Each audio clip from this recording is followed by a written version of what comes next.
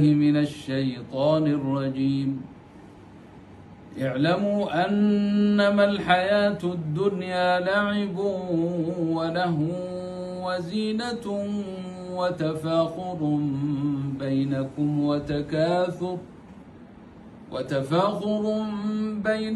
وتكاثر في الأموال والأولاد، كمثل غيث أعجب الكفار نباته ثم يهيج فتراه مصفرا ثم يكون حطاما، وفي الآخرة عذاب شديد ومغفرة من الله ورضوان، وما الحياة الدنيا إلا متاع الغرور.